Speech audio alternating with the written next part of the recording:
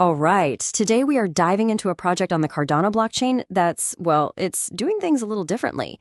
Their tagline kind of says it all: Bonsai Masters, where ADA grows on trees. So, we got to see what that's all about. So let me ask you a question, because it's one I think a lot of us in the NFT space have thought about. You grab a really cool piece of art, right? Unique, collectible, and then what? It just kind of sits there in your wallet? Yeah, it looks good, but is it doing anything for you? This is the exact problem that Bonsai Masters decided to tackle head-on. You see, Bonsai Masters wasn't born during some crazy bull market hype. Nope, it actually started right in the middle of that brutal 2021-2022 crypto winter. They had to adapt just to survive. So it started as a platform for artists. It had to evolve out of sheer necessity into something way more powerful, a full-on rewards ecosystem. So let's take a closer look at that evolution, that pivot. Because this wasn't just some small change of plans. It was a total rethink of their entire mission. The whole idea shifted. It went from simply being a stage to show off cool art to a system for creating real, tangible rewards. It's a move from, just passively looking at art to actively participating in a financial system. And this was all because the market itself was changing. So what did they end up building? Well, they built what they call a living ecosystem. And this is their big answer to that whole dust-collecting NFT problem we were just talking about. And here it is, the official definition right from their white paper. Bonsai Masters is a reward-based NFT ecosystem where art, gaming, and DeFi all combine to deliver lasting value to holders. So you see, it's not just one thing. It's a hybrid. It's got the art, which is where it started, but now it's mixed with gaming and decentralized finance, all for one single purpose: delivering real value back to the people holding the assets.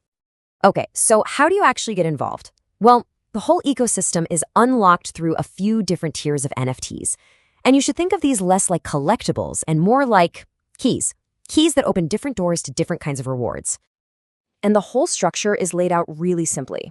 At the very foundation, you've got the tree of art.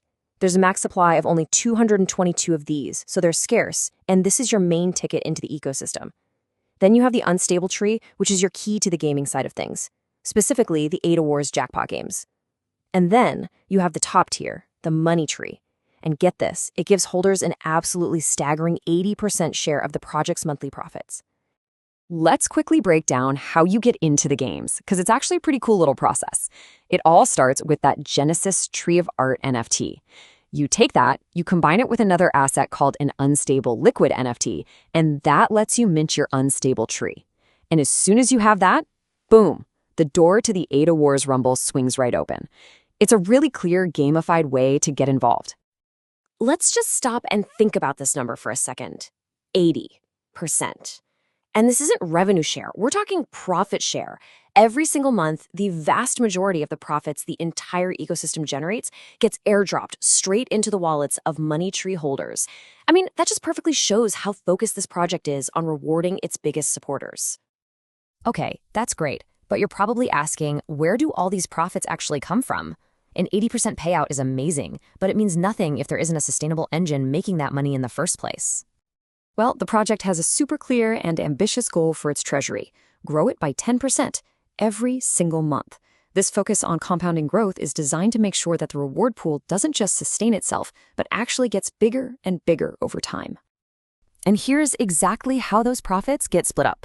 We already know about that massive 80% slice for the money tree holders, but look at the rest. 15% gets put right back into the treasury to help hit that 10% monthly growth target. The last 5% is then split between the top player of the month and other community rewards. It's basically a closed-loop system that's built for sustainable growth. So, how are they making this money? Well, they're not just betting on one thing. It's diversified. The treasury invests in blue-chip Cardano NFTs, promising Cardano-native tokens, automated trading bots that generate passive income, and even royalty passes from other projects. This isn't just about hoping an asset's price goes up. It's a real multi-pronged strategy for generating income. But beyond all the financial stuff, this is an active community. It's not just about holding an NFT and waiting for an airdrop. It's about actually getting involved and participating. And there are a ton of ways to do that. For gaming, you've got jackpot wheel spins and the ADA Wars battles. Over in Discord, they have constant minigames running. On the financial side, besides the huge profit share, there are other regular ADA airdrops. And what's really important, the community gets to help steer the project's direction through proposals. They even run an educational YouTube channel to help bring more people into the space. So, after looking at the art, the NFTs, the treasury, the community, what's the big picture here? What's the main thing to take away from all this? I think this quote from their own white paper just sums it up perfectly.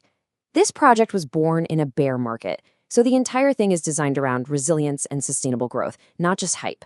The whole theme of a bonsai tree, something that takes patience, care, and a long-term vision, is literally baked into this project's DNA. So when you put it all together, Bonsai Masters is really an attempt to create the whole package. The NFTs are the keys, the games are the engine that creates engagement, and the community, which is rewarded by a growing treasury, is the foundation that's designed to make it all last for the long run. And really, that just leaves us with one final question to think about. In a world that is just saturated with profile pictures that don't really do much, is this model, one that's focused on utility, profit sharing, and sustainable growth, is this the new standard that we should start expecting from our digital assets? Definitely something to think about.